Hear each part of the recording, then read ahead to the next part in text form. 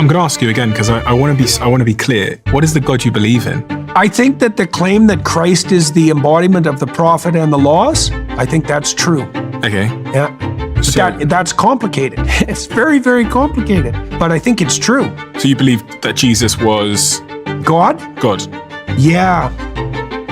I think if you understand what that means, that it's indisputable.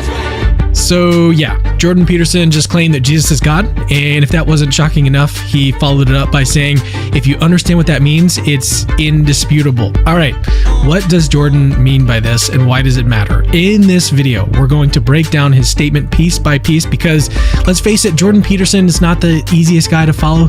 His train of thought kind of complex at times, but by the end of this video, you're going to see why this moment could be a significant step in his spiritual journey, and why it's actually worth paying attention to. So let's dive in. First, let me give you a little bit of the context, because trust me, this is a ride. So the clip that we played at the beginning came in the middle of a fascinating conversation on the YouTube channel, The Diary of a CEO, almost 10 million subscribers, run by Stephen Bartlett, about modern society's existential crisis. So toward the end of this interview, Stephen threw Peterson a curveball. He said, what kind of God do you believe in? A man in the sky, something else? And this is where things got super interesting. All right. So instead of denying that God is a man in the sky, Peterson actually leaned into it. He argued that the human brain, the most complex thing that we know, might just be the best model for understanding reality. It's a classic Peterson move. Take a question, turn it into like an intellectual odyssey, and then somehow link it to everything from psychology to the downfall of postmodernism.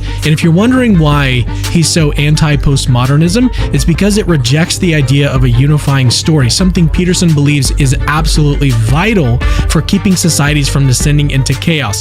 More on that later. So that's where we were when Peterson dropped his bombshell about Jesus being God. But now that you're caught up on the context, let's break down his claim piece by piece. In a simple way that I can understand, do you believe in a man in the sky God? Do you believe in it's a well, force? that's not as primitive a conceptualization as the atheists would have you believe. What is it you believe? Well, there isn't anything more complex in the known universe than a human brain. Mm-hmm. So if you want a model for reality as such, like proclaiming that it has something akin to the structure of the human psyche is not an absurd claim, given that that is the most complex thing by far that we know of.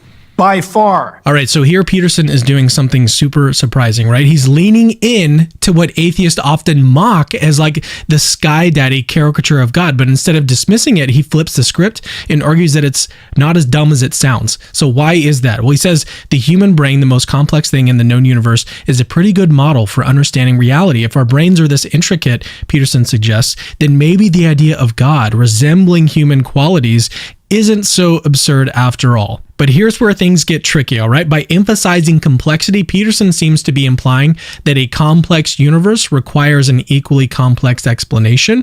However, philosophers have long argued that simplicity is actually a virtue. Think about Occam's razor. So while Peterson's argument about the brain being a model for reality is fascinating and thought-provoking, and I think actually does push back on the new atheist claiming that the sky daddy concept is super dumb, it's not without its challenges, all right? He's giving us a lot to chew on here, but we still need to keep in this simplicity versus complexity issue in mind as we move forward. Let's get to the next clip. What is it you believe? Well, I've been explaining it. But I mean, I did say, I mentioned something which we skipped over very quickly because I introduced it too rapidly. The postmodernists figured out that we live in a story, but then they leapt to a faulty conclusion of two forms, well, three. There's no uniting story. That was one of their conclusions. In fact, the definition of postmodernism is skepticism of meta-narratives. There's no uniting story. It's like, well, that's a stupid theory because there's no union. So what? There's just diversity. Well, we worship diversity now in this utterly foolish manner. There's no difference between diversity and war. Without a uniting narrative, there's nothing but war. So, no, that's not going to work. Wrong. So here, Peterson takes aim at postmodernism. And if you've ever heard Peterson before, you know that he loves to take aim at postmodernism. But this actually ties directly in with his claim that Jesus is God. And in case you don't know, postmodernism is basically a philosophy that says big stories are bad. All right. So by big stories, Peterson means the kind that give us meaning. All right. Like religions, cultural values, or even the idea of progress. Postmodernists argue that these sort of meta-narratives are just tools for power and control, and that we should ditch them. If you've ever listened to anything that Peterson has said, he thinks that that is a terrible idea. To make Peterson's argument against postmodernism more relatable, imagine a soccer game where everyone brings their own rule book. All right, some think that you can use your hands, others think that you can tackle like in rugby, and one guy insists that there should be no ball at all, just sort of metaphorical concept of scoring goals. It would be absolute pure chaos, right? And that's exactly what Peterson says happens when you embrace diversity without any kind of unity. For Peterson, a uniting story, a shared rule book is essential for society to function. Like diversity without some kind of framework isn't actually beautiful. It's just a complete mess. Think of a band where every musician plays like a different song at the same time. Sure, it's super diverse. Like it's going to be a diverse song, but it's also unlistenable. So what is Peterson's solution? A shared narrative that brings people together. And according to Peterson, the Christian story is the ultimate candidate for the job. It's not just about personal meaning. It's a story that can hold society together. So let's see how he builds on this idea in the next section. Power's not the game. Okay, what's the game? What's the story? I mentioned earlier, it's voluntary self-sacrifice. Right, you offer yourself up in the service of something higher. That's the basis of society. That's the basis of psychological stability. The Christian insistence is that that's the basis of the world.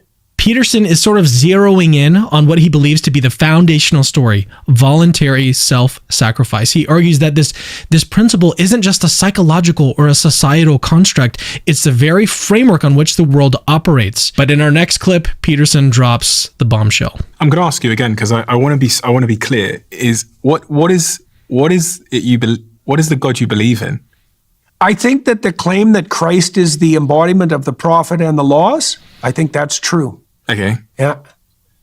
So, That's complicated. It's very, very complicated, but I think it's true. so you believe that Jesus was God? God? Yeah.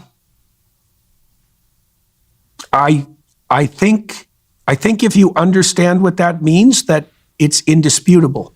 Listen to that. I'll give you a brief explanation of why.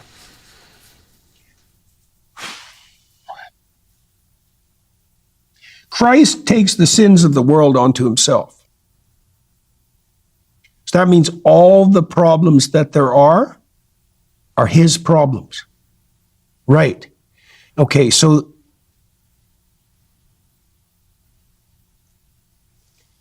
the idea there is that there's no difference between making that assumption and then actually beginning to address those problems.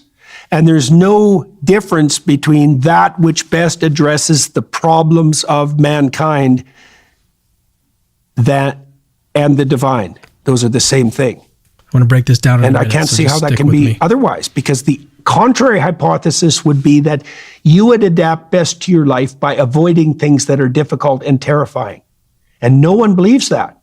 And so the pattern of the passion, this is the voluntary self-sacrifice issue taken to its extreme. The pattern of the passion is the decision to voluntarily confront and welcome anything that happens to you, no matter what it is.